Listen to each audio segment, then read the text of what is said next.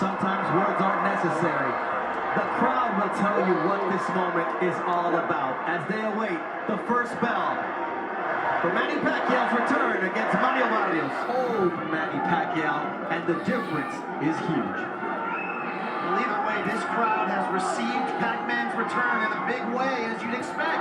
You wonder what effect that will have on the judges, because anytime Pacquiao comes close to landing, you'll hear from the strong crowd in this arena. And you heard me as well when he landed on the arms of Barrios. But yeah, I said, because yes, these first 2-3 rounds, we're going to see if the timing is still there for Pacquiao. That was the speed. That was the one thing that was missing when I went to his public workout. It was the timing. That seemed to be off. I spoke to Freddie Roach about it. He says, look, the legs are still there, and tonight it's about a great left hand for Manny against a great right hand from Barrios. There's that left for Manny Pacquiao. Yeah, so far it's been the left from Manny Pacquiao. No punches thrown yet from Barrios. Barrios still feeling out Manny. But you have to believe this will be as quick and resourceful as Manny will be all night. And so far, he looks good, jabbing to the body consistently. Yeah, you know that Barrios is not going to make a mistake against the experience Manny Pacquiao has been in there against the greats of the greats. So being cautious in this first round. Guys, Mario Barrios made no bones about it. He says the longer the fight goes on, the more it favors me. And we know that Pacquiao needs to have this kind of quick start. Pacquiao split the guard during that sequence. That left hand speed is still there. But there's a right hand of Mario Barrios trying to establish some respect from the Pac-Man. The first right hand that Mario Barrios threw, and it landed clutch on Pacquiao. And it seemed like it didn't hurt him, but definitely got him off balance. Barrios trying to establish the jab. And it almost seems like he wants Pacquiao to get some sense of confidence for him to come in and do something like that. Open up and then land a quick, sharp uppercut. There's that left from Manny Pacquiao. He's got to stay active with it, though. And he's got to be able to move his feet consistently, something he couldn't do in the 𝐅𝐿𝐠𝐡𝐭 fight the last time we saw him back in 2021. It's a nice jab from Manny Pacquiao, despite the 4-inch disparity. But it's the quickness that makes Manny Pacquiao dangerous.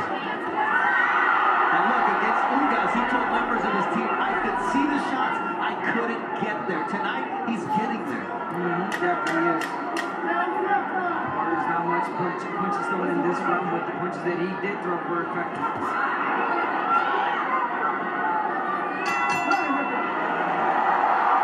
In 29 victories, you see Barrios now coming out to meet Manny Pacquiao in the center of the ring. Wants to establish the fact that he's the champion. Will this be the round after a feeling out round? He starts off with a good jab.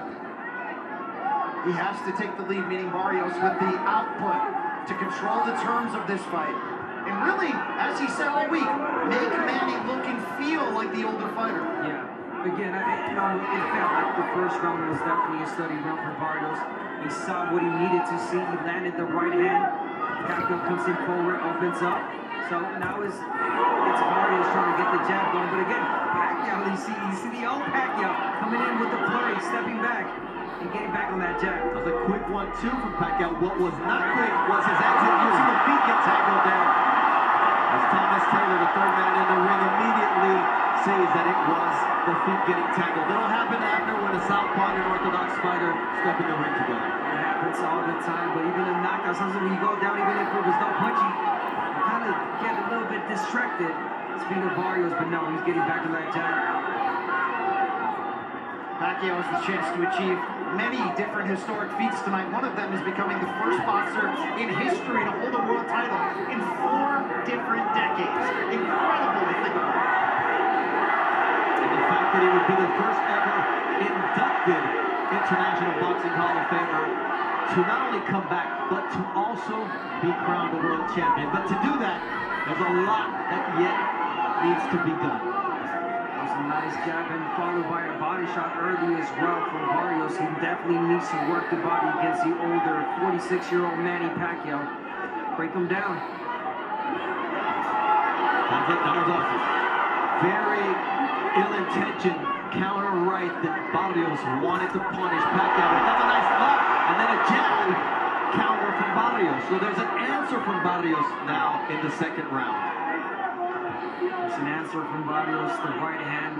But Pacquiao's landing some shots too, and let's not forget, guys, Manny Pacquiao still possesses that power, the old man power people talked about in the sparring sessions, that he was hurting people. And once again, he's in against a bigger fighter.